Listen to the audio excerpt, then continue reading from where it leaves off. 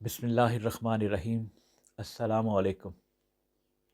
کچھ واقعات، کچھ باتیں اتنی حیرت انگیز اور متاثر کن ہوتی ہیں کہ وہ سیدھی دل میں اتر جاتی ہیں۔ یہ واقعہ اسٹریا کی ایک اداکارہ ماری کولیکوفسکی کا ہے، جس نے ایک فلم قندیل ام ہاشم میں ایک اہم رول ادا کیا۔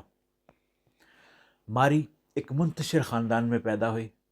اس کا والد اپنی خواہشات کے پیچھے بھاگ رہا تھا اور اس کی ماں بھی کچھ مختلف نہ تھی۔ نتیجتاً ماری اور اس کی بہن بھائیوں کی زندگی برباد ہو گئی۔ اس کے بہن بھائیوں نے آسان رستہ اختیار کیا اور ناجائز کاموں میں ملوث ہو گئے۔ ماری نے خود کو محفوظ رکھنے کی کوشش کی اور جائز طریقے سے زندگی گزارنے کا راستہ اختیار کیا۔ اس نے ایک کیفے میں ویٹریس کا کام کرنا شروع کر دیا۔ ایک دن ایک فلم پروڈیوسر اس کیفے میں آئے اور اسے چھوٹے چھوٹے کرداروں میں کام کرنے کی پیشکش کی۔ اس طرح وہ جرمنی اور آسٹریا میں مختلف فلموں میں اضافی رول کرنے لگی۔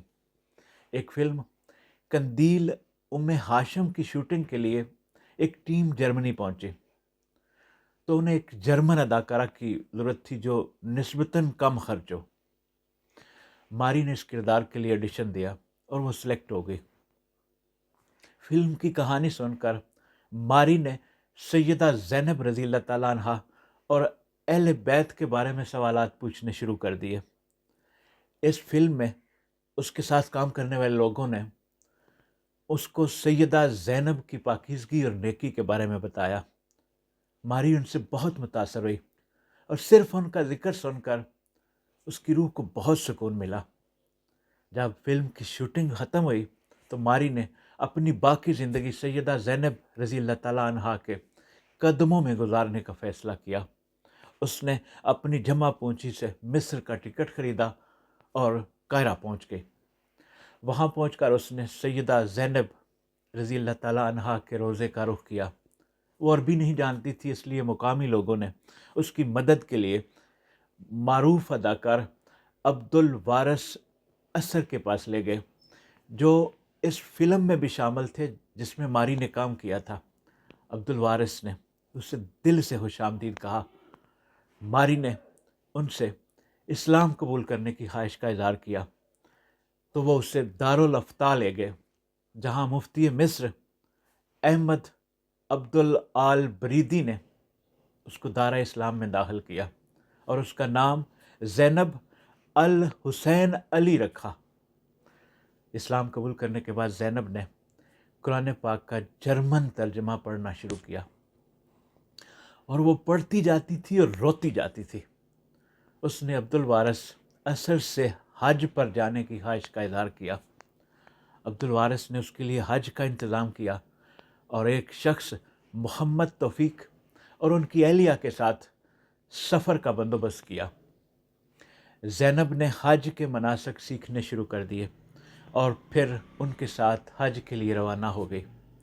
حج کے دوران محمد توفیق کی اہلیہ بتاتی ہیں کہ زینب کسی قسم کی تھکاوٹ محسوس نہیں کرتی تھی اور وہ ہر رکن کی ادائیگی میں ہم سے آگے ہوا کرتی تھی۔ حج کے بعد وہ مدینہ منورہ گئی۔ جب وہ روضہ رسول صلی اللہ علیہ وآلہ وسلم پر پہنچی تو محمد رفیق کی اہلیہ بتاتی ہے کہ زینب کا چہرہ چمکنے لگا۔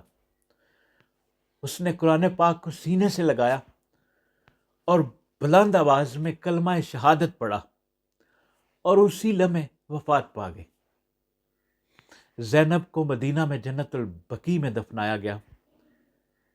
جب خدا کسی کو ہدایت دیتا ہے تو اس کے دل میں حب، محبت اور عقیدت ڈال دیتا ہے اور اس سے بڑا صاف صاف نظر آنا شروع ہو جاتا ہے اور وہ حق اور سچائی کی تلاش میں نکل کھڑا ہوتا ہے۔